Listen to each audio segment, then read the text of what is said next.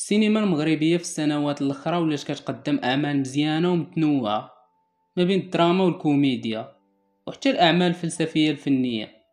اليوم جبت لكم 5 ديال الأفلام واعرة تستاهل تفرجوا فيهم وتكتشفوا العالم الخاص بهم.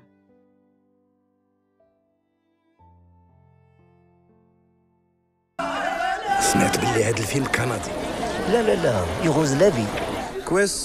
كويستا جومنتا. عطاوني الدور ديال الملك وديال العبد وديال العسكري. نبداو بفيلم في انتظار بازوليني. قبل ما نهضروا على تفاصيل الفيلم نفهموا علاش تسمى بهذا الاسم. السميه اللي مأخوذه من المسرحيه ديال سامويل بيكيت في انتظار غودو، مسرحيه من مسرح لا معقول في القرن العشرين.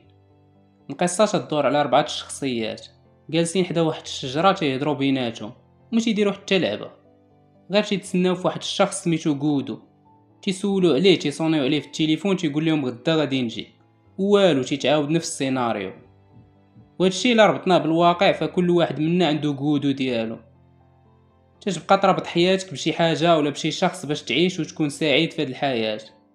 مثلا الا عندك شي حاجه باغي تحققها ودوزتي سنين وانت خدام عليها حتى وصلتي ليها، في الاخر ما حسيتي بوالو.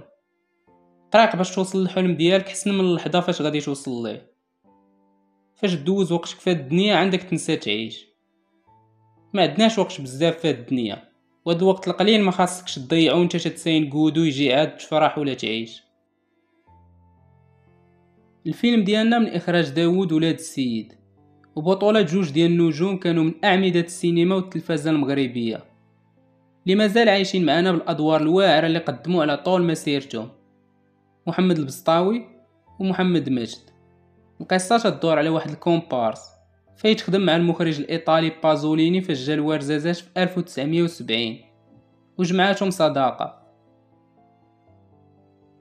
وهنا تتبدا القصه ديالنا ملي الناس ديال واحد القريه حدا ورزازات غادي يسمعوا بلي غادي يتصور فيلم تما، وخصوصا ملي يسمعوا فيلم ديال المخرج بازوليني. هادشي اللي خلى كلشي فرحان وتيساين باش يخدم معاهم، واخا غير ككومبارس باش يدور الحركه. وهاد الهضره راه على كلشي، الصغير والكبير، عيالات والرجاله. فهاد القنت مقتوله فيه الحركه، تيتحركوا الناس غير في السينما. فاخبار فحال هادي فرحات كلشي وخلات التهامي اللي فايت خدم مع بازوليني هو الرايس عليهم، تيعاود ليهم عليه شنو تيبغي وشنو اللي لا. هذا اللي غيخليهم تيوجدوا. ولكن سخرية القدر هي ان هذا المخرج راه مات، تيساينوا غير الوهم. فيلم واعر ما واخدش حقه، يستاهل تعطيه فرصه. ورجعوا للقصه اللي هضرنا عليها في الاول، فغودو ديال هاد الناس هو بازوليني.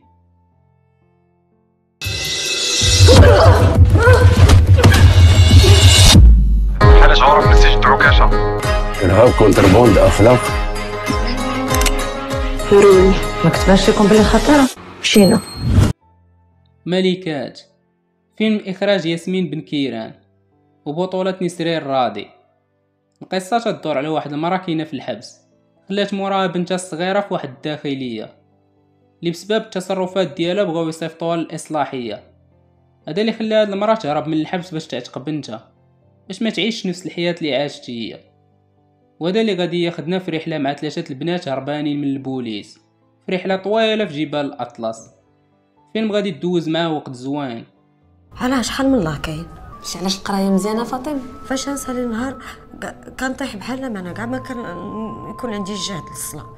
الا ما تلاقيت مع الله فاش تنسقي ولا فاش تنشلخ العواد ولا فاش تفلحوا لي رجليا بالشوك، الا ما تلاقيت مع الله فاش تنولدوا حنا العيالات غير بلاش.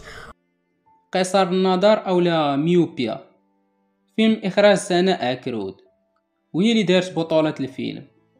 القصة تدور على فاطمة، مرأة تعيش في المغرب المنسي، واحد العروبية في الجبال تحد ما عارفة من غير الناس اللي ساكنين فيها. وهاد الناس براسهم تحد ما عارفهم، عايشين في عزلة تعانيو من كل شيء. حتى النهار اللي الشيخ ديال القبيلة، السيد اللي قاري وتيقرا ليهم البريات اللي تيجيهم من المدينة، غادي يتهرسوا ليه نضادرو. هذا اللي غادي يسد ديك الشقة الصغيرة اللي كانت تضوي عليهم. ففاطمة غادي تطوع باش تمشي تقاد النضادر للشيخ. فهنا غادي يطرا واحد التضارب العوالم غيفتح عينينا على التهميش اللي تيعرفوا هاد المناطق والخصاص في الخدمات العموميه اللي خاص يتوفر عليها اي شخص، بحال المدرسه والسبيطار. وهذا اللي تيرجعنا للسميه قيصر النظر. قيصر النظر اللي عند المسؤولين ما تيخليهمش يشوفوا هاد البلايص. ما بغيتش نزيد نهضر على الفيلم كتر، نخليك تكتشف راسك. واخا تكون نسيتي على كلشي خاصكش تنسى شنو دوزت انا وياك. قولي شي حاجه واش غتبقى سمعت. باش نقول لك مراتك حيت ماشي مراتك هذيك. فورماتاج، فيلم من اخراج مراد الخودي وبطولة فهد بن شمسي وفاطمة بن ناصر ويونس بواب. فيلم غادي يخربقك.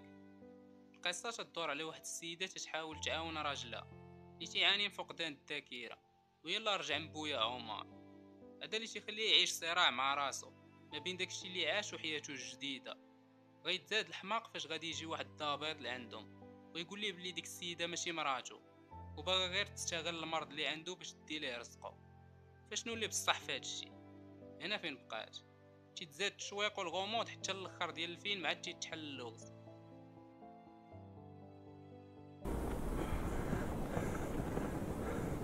ملي غادي نوصلوا لديماش غادي نبيع الطوموبيل. انا بعدا كنعرف نتصرف، ما غاديش نتلف.